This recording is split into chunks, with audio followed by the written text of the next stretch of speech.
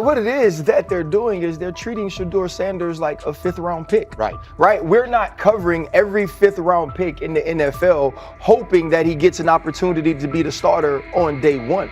We felt like, oh my goodness, they got a diamond in the rough. Shedeur Sanders fell to the 5th round. They felt like they evaluated him there, and that's where they picked him. And they're playing the guy that they picked in the 3rd round over him because they evaluate him at a higher level than what they do Shedeur Sanders. And I get it. The Cleveland Browns are once again creating problems of their own. Their latest misstep centers on Shedeur Sanders. Ryan Clark and Dan Orlovsky have both noted that Cleveland is repeating the same mistakes. The team spent valuable draft capital and is now undermining that investment. This reflects a persistent issue in the organization's decision-making. It's not just a football decision, it's a pattern of self-inflicted setbacks. Habits and some of the traits that we saw show up in college were very prevalent this past weekend against the Rams.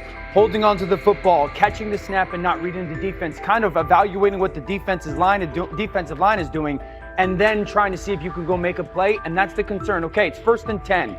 They want a play-action double move at the bottom of the screen.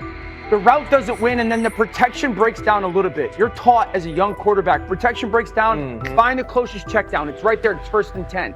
He gets to like the 4th part of the... The Cleveland Browns have long carried a reputation for instability. Even when it appears they are turning a corner, the organization finds a way to create new problems. Momentum gives way to questionable decisions and progress stalls. The latest situation centers on Shedeur Sanders. It highlights recurring issues in leadership, planning, and execution. Instead of establishing a clear path forward, Cleveland risks undermining its own investment. There's a lot of players who feel like they should have been picked at a certain spot, should have been viewed in a certain way. But when you get on these teams, it's about developing the team, not doing what's individually best for a certain player. And that's what Kevin Stefanski has to do. And I get it. We want to say all the reasons why what's happening to him isn't right. But maybe we aren't right on the way that not only the entire NFL viewed him, but now the Cleveland Browns view him as well. Shedeur Sanders was not brought in to be a placeholder or a scapegoat. He is expected to be the long-term solution, a high-upside quarterback with the tools, poise, and Sanders' pedigree to elevate the roster. The focus should be on developing him and positioning him to lead the team forward. They sabotaged it. They rigged it against him today, putting him in with 3rd and 4th stringers, 5th stringers. You got no shot at quarterback. They threw him in because they didn't want him to make any more splash and put any more heat on Stefanski. It's a desperate, dangerous situation in which he's got no shot, man. He's throwing to Sal freaking Cannella. What? But he got sacked 5 times because he's hanging on the ball trying to make a play, and nobody can separate. Then it comes down to a couple of minutes are left, and Shedeur tries to go on the field, and Stefanski puts Tyler Huntley in place of him. Excruciating to watch. Shedeur Sanders brings accuracy at all levels, steady leadership, and the kind of composure that comes from handling pressure. Fans were energized, and the league was paying attention. For once, Cleveland had a credible source of hope at quarterback, then the familiar pattern returned. Instead of committing to a clear development plan, first-team reps, stable direction, and a defined timeline, the Browns introduced uncertainty and slowed his progress. Rather than building around him and giving Shedeur a direct path to lead, they split priorities and sent mixed signals. The result is momentum stalled at the very point it should be accelerating. I also can't blame anybody who says, I don't necessarily trust this coaching staff to develop a quarterback or to evaluate the quarterback position. They've made some really oddball decisions at this position over the last several years, and I don't blame anybody for questioning, do these guys actually know what they're doing? I don't think that's unfair at all. The thing that I would say is that they're desperate. They're very desperate. Like the entire organization is desperate. And if you really think they're going back to the coaches' offices and all getting around the table after session. This wasn't about scheme or play design. It was a pattern of mismanaging a young quarterback. From the start, the signs were clear. Shedeur Sanders arrived at camp without priority first-team reps or the confidence-building snaps a rookie need. Instead of a defined development plan, he was asked to compete from behind, treated like a depth option rather than a long-term starter. The message was, earn it later rather than build it now. When game action came, he was put on the field with limited preparation. Protection was inconsistent, and the play calling did little to ease his transition, more a stress test than a structured debut. The approach emphasized survival over progression, creating conditions where mistakes were likely and growth was harder to achieve. Analysts Ryan Clark and Dan Orlovsky highlighted the same points. The issues reflected organizational organizational choices, not a shortfall in Sanders' ability. This was not a rookie collapsing under pressure. It was a franchise failing to provide the support, reps, and clarity required for a first-year quarterback to succeed. Shedeur moves slowly, kind of trying to see what's going on, and then that creates that sack fumble. So a lot of the stuff that we just saw in college is a big deal. This ball gets snapped at the 48-yard line. Defense has won the rep. Play is dead. Throw the ball away. Yep. It's first down. But instead we run and it's a 2.5, 3-yard loss. So instead of being 2nd and 10, we're 2nd and 13. We're dead. Again, here's the opportunity to throw the juke route. Hold, scramble. So some of those things that I was and others were concerned about on the college tape showed itself again. This is not the end of the world, though. This is part of his development.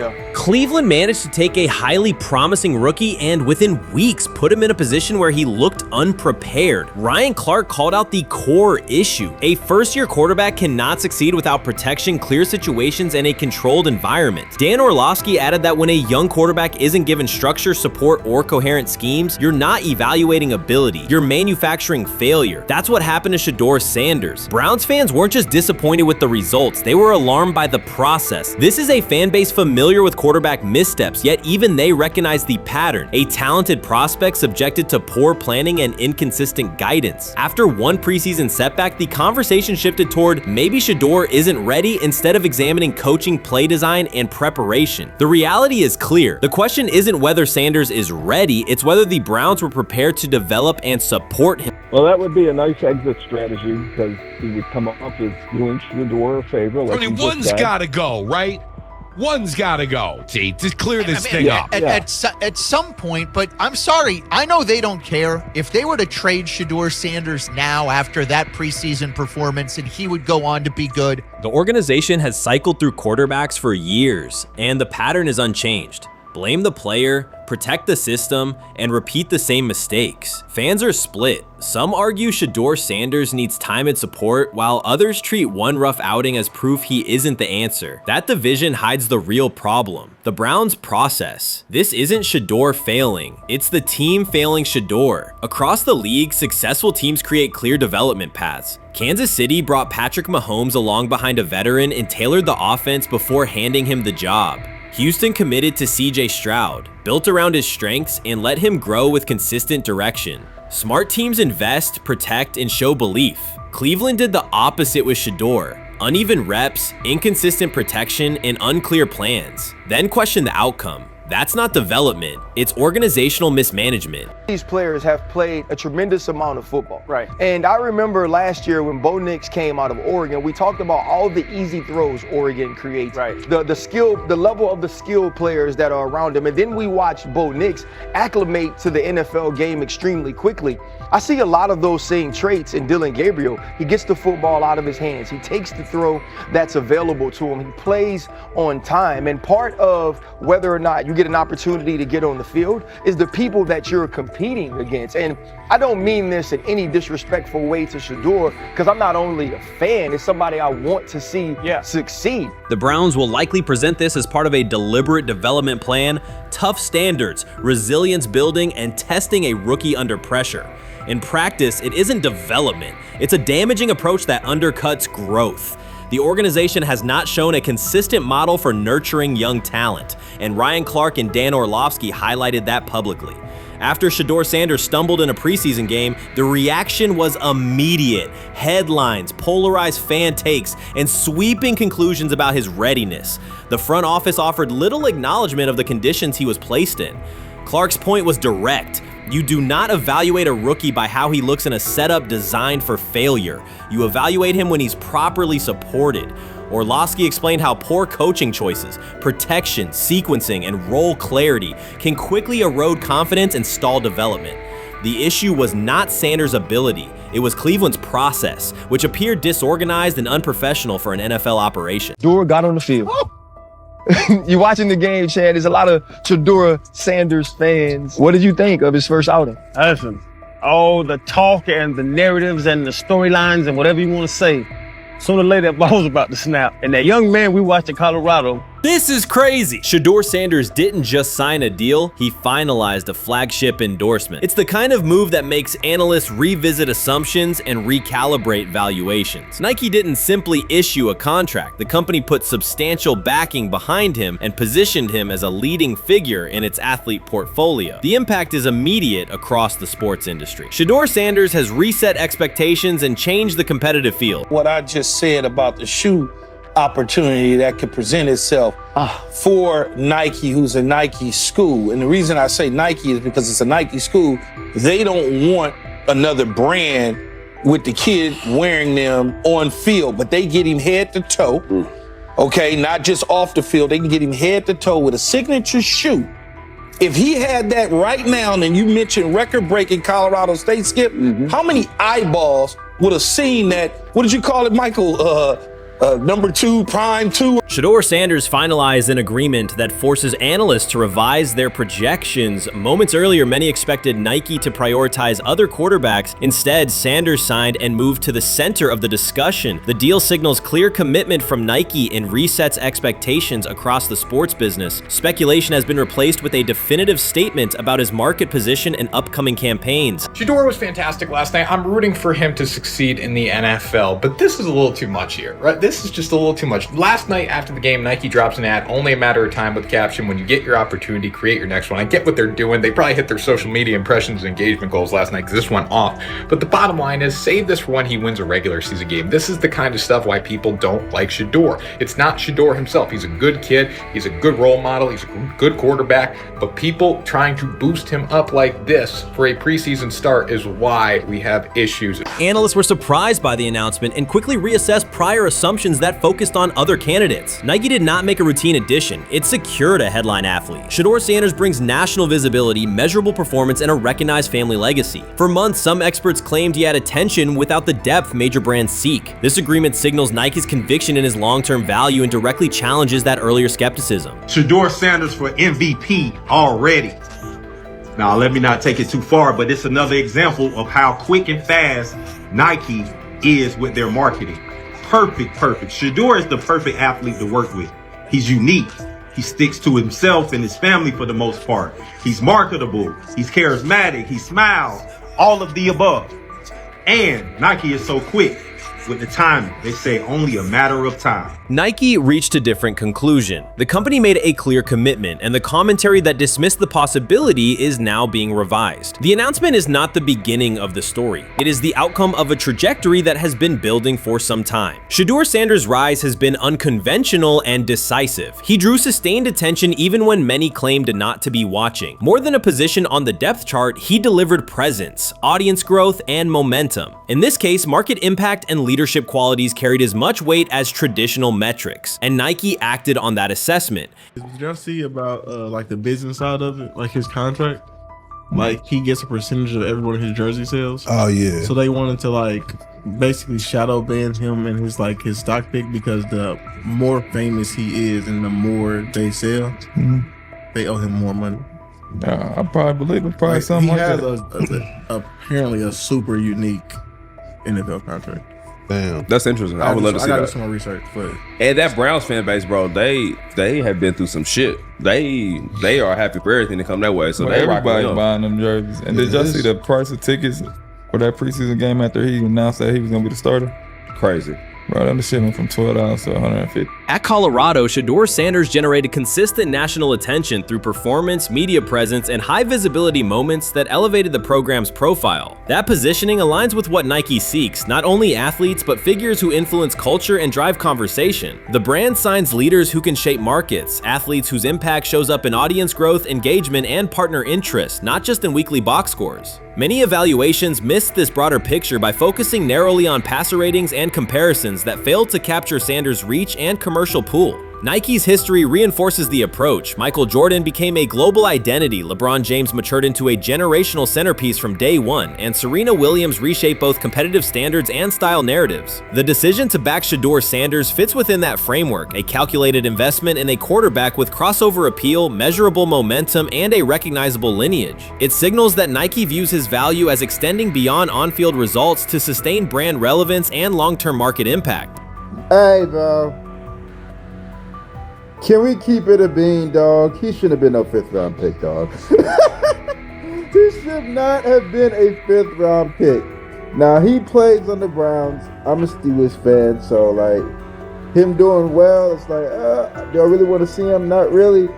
I'm rooting for the brother though. I'm rooting for him. Probably one Cleveland Brown player I root for. But 14 of 23, 138 passing yards, 2 TDs. He missed a couple throws here and there. I was like, damn, Shedeur, really? You missed that?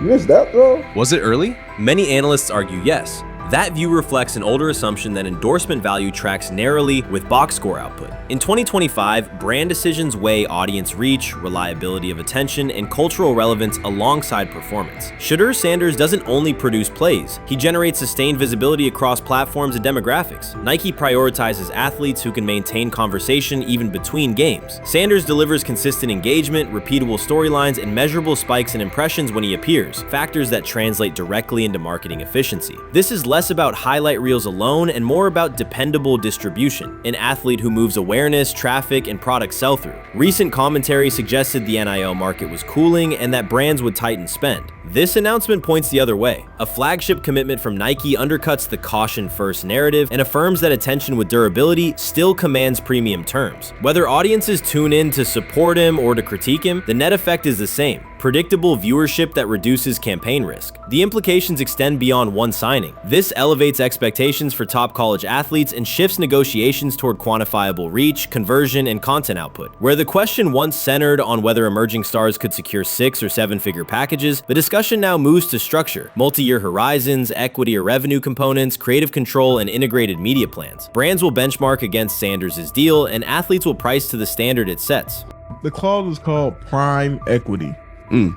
This clause gives Sanders a percentage of revenue generated from merchandise, sponsorships, and promotions linked to his name and likeness. When they got NIL in the NFL. Oh yeah, that's why people ain't fucking with him. That's what I said. It wasn't that his character was stupid. They was trying He's too smart. Yeah, that's why he got picked so far back, because apparently his agents wanted this clause in the contract. That's interesting. I didn't know that. I didn't either. Shedeur Sanders' agreement establishes a new benchmark for athlete marketing. It confirms that brands will invest at scale when a player demonstrates influence beyond performance, being able to sustain attention, shape narratives, and move product across platform. For the NIL market, the standard shifts from pure statistics to a broader profile: audience reliability, cultural relevance, and content output that can anchor campaigns. There is also an NFL draft dimension. Visibility and expectations intensify when a prospect carries both a high-profile surname and a flagship brand relationship. As Deion Sanders' son and now a leading Nike partner, every snap will be evaluated as a proof point. Strong stretches will be read as validation of the investment. Mistakes will draw outsized scrutiny. The spotlight becomes a constant variable in his development. This deal reflects a family strategy as much as an individual one. Deion Sanders understands sports branding and has built a repeatable playbook around it. Nike did more than sign a quarterback. It aligned with a multi-generational platform that consistently commands attention. Analysts who framed this as a single athlete decision missed the leverage of the broader enterprise. The Sanders name functions like an established asset, recognizable, durable, and connected to a large, engaged audience. Nike's bet is not only on Shedeur's on-field trajectory, but on the continuity of a legacy brand that spans eras. The value proposition is clear: storyline, lineage, and long-term market impact, with on-field results serving as an accelerant rather than the sole driver. I think Shedeur can play. I thought he was the best quarterback in college football a year ago. Okay, he was supposed to be the #1 pick 6 months before the draft. It paid 1-to-1, from an odds standpoint. But Will, and I know how. I already know how this is going to go. I already know how this is going to be received by a lot of people, because I'm going to be labeled a hater or even worse. What comes next is expansion. This agreement is not only a payout, it is a platform. The core question is no longer whether Shedeur Sanders will succeed, but how far his brand can scale before he takes an NFL snap. Signature footwear, dedicated apparel, and placement in major Nike campaigns are all realistic pathways, potentially arriving before his rookie season begins. That scope is why the announcement is drawing sustained attention. The reaction also reflects an admitted miss by many observers. They undervalued the shift toward athletes who can carry conversation and commerce between games. Nike anticipated that change and moved early. The immediate task is to assess the broader impact on college athletics, the NIL market, and competing brands that now have to reprice and reposition. In practical terms, this deal sets new expectations for structure and visibility. It ties Sanders to a global distribution engine and makes each appearance a measurable marketing event. The narrative is straightforward. Nike identified durable attention, aligned with it, and formalized the bet. The market will adjust to the standard this creates. You can't fire the owner because he can't fire himself. Someone's head's going to roll, unfortunately, in this situation. And it's probably Stefanski and Barry. I saw on The Athletic. I don't think that's fair, by the way. Stefanski, that part. I agree. I was saying the other day on my podcast that Barry should be fired. And I said I wouldn't fire Stefanski, but a couple of people made the point of saying, well, if you fire the GM, you got to give him a chance to hire his own coach, which is fair. That's true. So I would fire Barry. I would hire a new GM.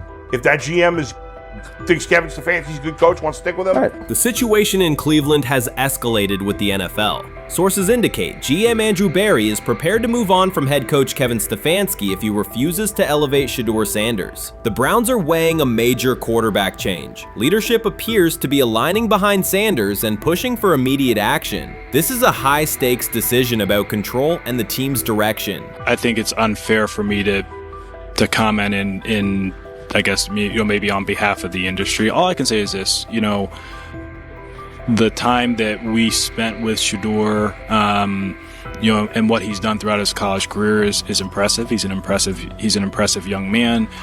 He's a really good quarterback. Sometimes, fit comes into play. And I'd also say this, there are 4 more rounds of the draft. And then maybe lastly, it's less about where you get picked and what you do after you get picked. That's really the most important thing.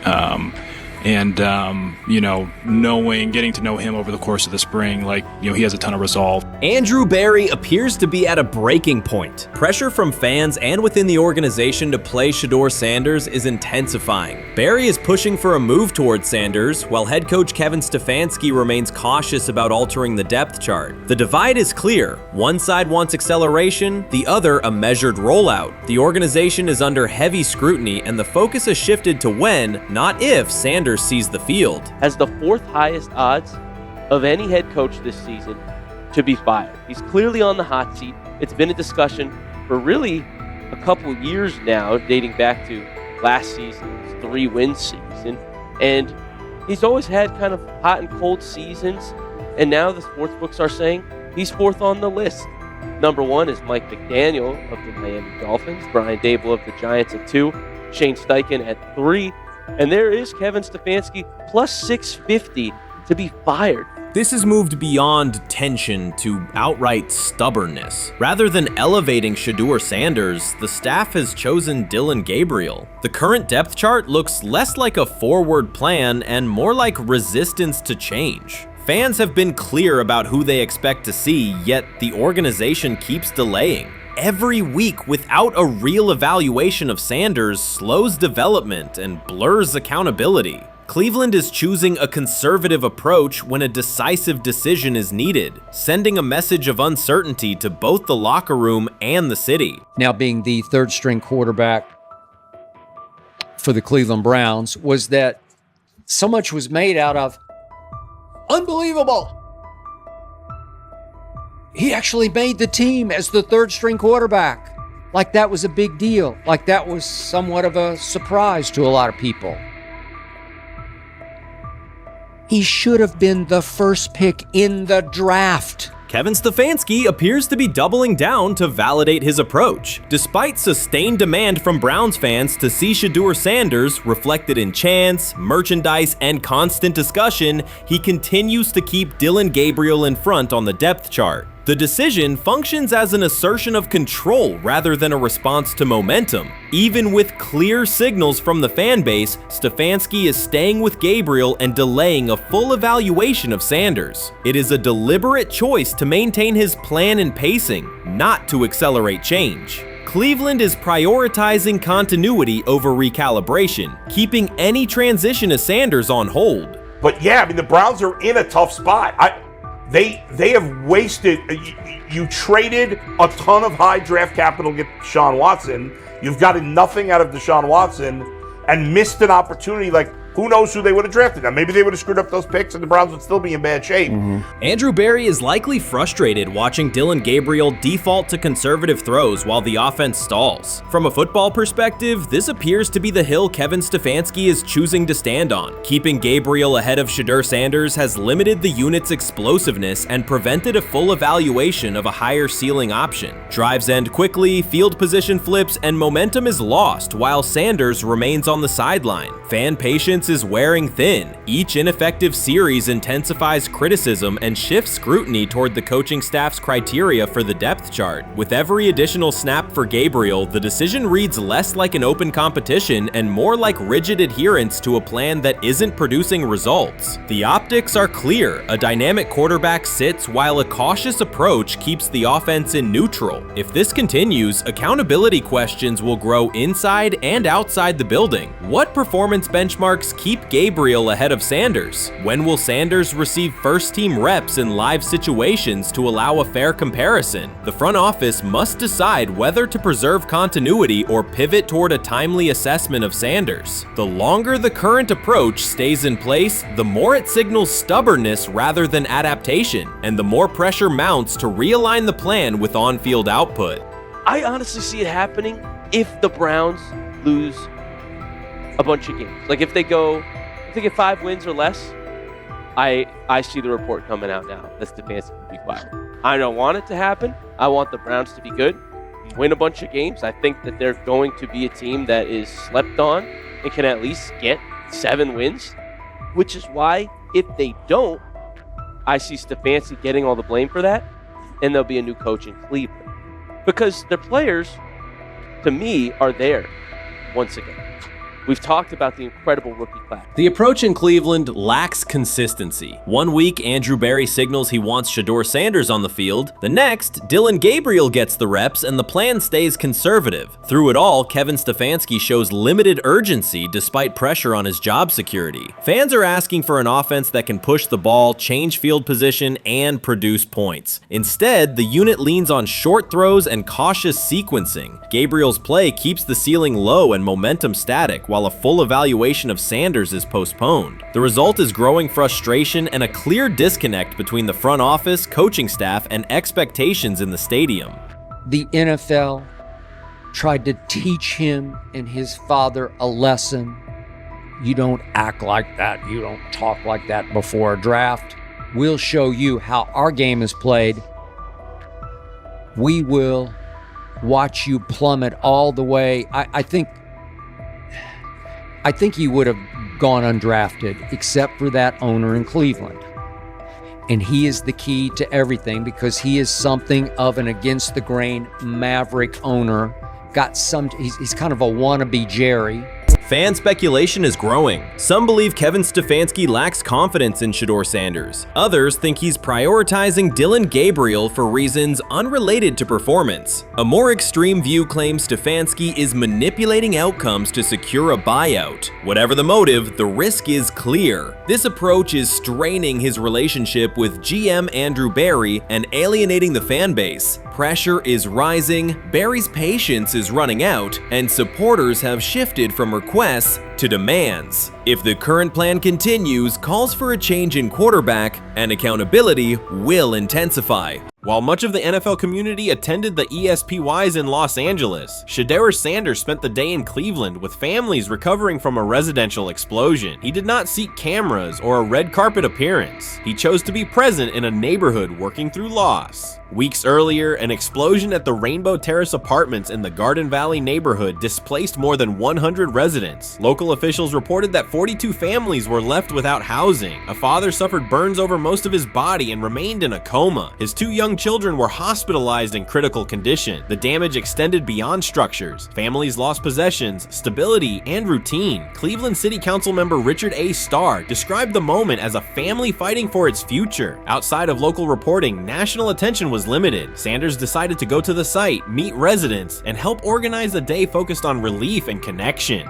The decision drew questions almost immediately. Some asked why he was not at the ESPYs, others questioned his motives. Sanders did not respond with counter-arguments. He explained simply that he felt an obligation to be present and that he would act on that conviction. This was not a team-scheduled appearance. He promoted the gathering himself, arrived without ceremony, and spent the day with residents. His approach emphasized listening, participation, and time. The event, which he called the Garden Valley Fun Fest, brought a large turnout over several hours. The purpose was straightforward: create space for families to reconnect and for children to play, even as recovery work continued. Sanders threw passes with kids on the blacktop, joined in games, and spoke with parents and grandparents about what they were facing next. He moved through the apartment complex and common areas with minimal staff support. Browns defensive lineman Michael Hall Jr. attended and interacted with residents as well. There were no speeches or staged moments. The focus remained on residents and their needs. Questions about visibility persisted as photos and short clips circulated online. Some criticism framed the visit as a substitute for a higher profile appearance in Los Angeles. Sanders kept to the same message. The priority was to support a neighborhood coping with displacement and uncertainty. He did not present the choice as a protest of any event. He presented it as the correct use of his day.